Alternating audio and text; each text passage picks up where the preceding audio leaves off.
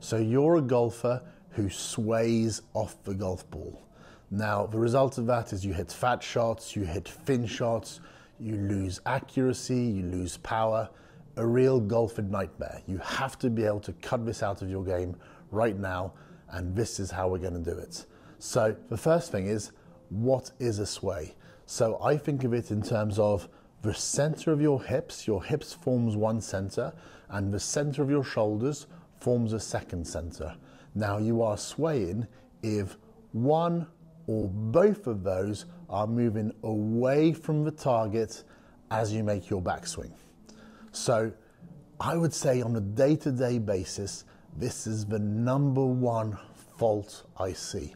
Golfers who don't have their weight forwards as they hit the golf ball, and it starts from the very beginning. It starts from their setup position, often not having enough weight forwards, and from there, as I said, one or both of those centers shifts off the golf ball. So today, how do we remedy this? How can you take it to the golf course in such a way that you are not making this move?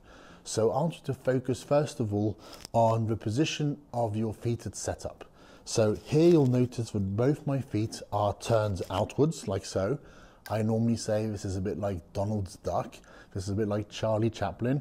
If you're in the UK, it's a bit like a London copper. So feet turned out. Why is this really important? Many reasons.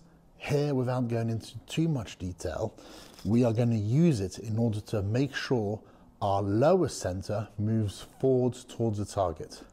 So what do the knees do in the backswing? During the backswing, the lead knee bends, it flexes, and the joint can only bend and straighten. There's zero rotation to it. So it's going to bend. What is the trail knee going to do? The trail knee is going to extend. Because my feet are turned outwards, likewise my knees are turned outwards a little bit, and this has happened because of my hips being turned out. As I bend this left knee, watch what happens to my lower center, to my hip center. Which way does it go? It goes towards the target. Now watch what happens when I straighten this trail knee towards the heel of that trail foot. It moves the hips once more towards the target. So when you combine these two moves together, flexing one knee, extending the other knee, this is like the knees working as two pistons, making the lower center, the pelvis, moves forwards towards the target. So I'm here in my setup position, I bend the left, I straighten the right, and you can see how I haven't drifted backwards. So very important, you're going to use the knees in order to feel that motion of the pelvis going forwards. So once again, the left knee is going to bend towards the toes of that lead foot, and the trail knee is going to extend towards the heel of that trail foot. So I'm in position, the knees make their piston-like action, and I end up with a pelvis that's, if anything, a little bit more forwards than it was at setup. However, I could make this swing and still have my upper center sway. So how would my upper center sway if I make my backswing, and as I make my backswing, I keep my chest pointing down to the ground excessively. We call this stay in inflection.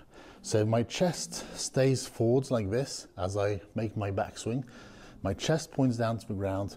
That has the effect of translating my head backwards. So while this backswing happens through the time and space of backswing, I want to feel like I'm extending my chest, so my chest no longer points down to the ground. And that enables me to keep my upper center, my shoulder center, much more stable, much more steady, where it was to begin with, centered between my feet.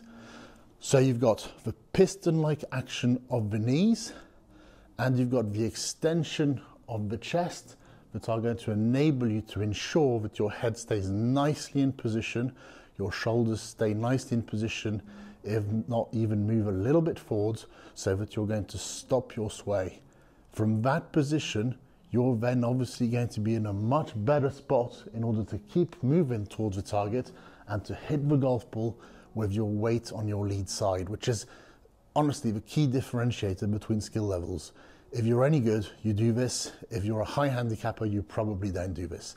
So super, super important. It absolutely is going to make night and day difference in terms of how well you're able to hit the ball. So piston-like action of the knees and the extension of the chest to the top of the backswing so that you don't make this sway move that you've been doing for so long. Cut it out right now. If we look now at an expert player and how this applies, so if I just put a line to the side of the head and a line to the side of the pelvis. So effectively, what we don't want to see happen is we don't want to see the head or the hips translate backwards. So what's going to happen is with the feet turned out, he's going to get this left knee flexing towards the left toes, and he's going to get this trail knee extending in the opposite direction towards the trail heel. And as he does this, this is going to keep the hips from moving backwards, and it's going to keep them in a more forward position like so. So you can see the gap between the trail hip and the red line is increasing. At the same time, you can see how he has nicely extended. So if you drew an arrow out of his chest right here, you can see how that would be parallel to the ground. And if he had done a movement where he'd stayed in flexion and his chest had pointed down to the ground more, then his head would actually have shifted into this area backwards from where it started. So this is applying it to a really good player, so you can see this piston-like action of the knees and the extension of the chest, which enables this golfer to maintain his positions in terms of his centers and to not sway back away from the target.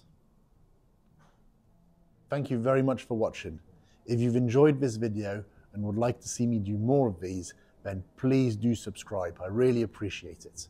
Likewise, you can visit my website, philipbonfantigolf.co.uk, where there is tons more information for you to play your best golf, as well as info on how you can work with me in person or online using Skillist.